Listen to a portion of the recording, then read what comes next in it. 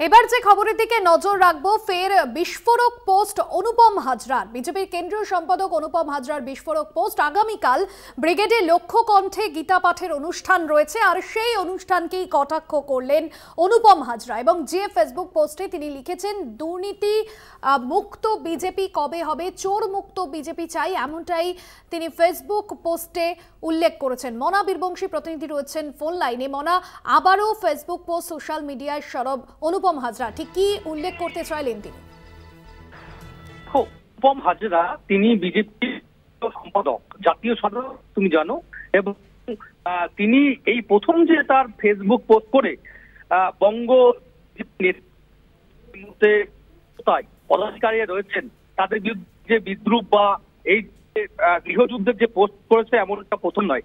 এর আগেও তুমি জানো যে অনুপম বারবার, বিশেষ করে এই রাজ্যে যারা বিজেপির ক্ষমতায় রয়েছে, রাজ্য সভাপতি শুরু যারা বিজেপির যারা আঞ্চলিক জেলা সভাপতি, তাদের বিরুদ্ধে একাধিকবার কিন্তু সরব হয়েছে অনুপম হাজরা। তুমি জানো বারবার করে তার একটি স্লোগান, সেটা হচ্ছে যে চোর মুক্ত বিজেপি চাই।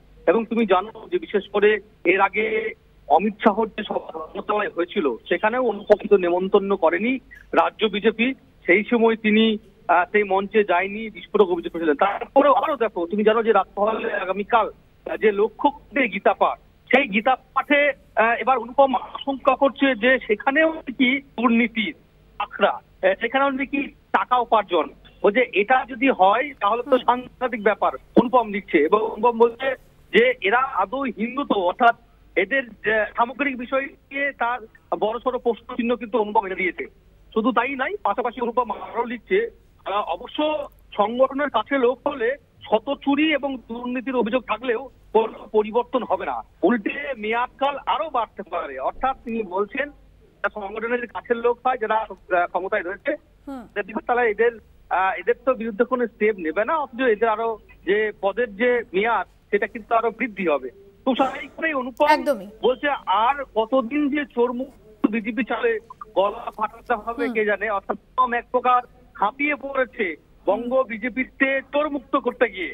অর্থাৎ অনুপমের সঙ্গে যে রাজ্য বিজেপির বা জেলা বিজেপির যে চূড়ান্ত সংঘাত, এই ফেসবুক পোস্ট থেকে আবারও নতুন করে কিন্তু প্রকাশ এলো, একদমই মনা, বিতর্ক সৃষ্টি হয়েছে।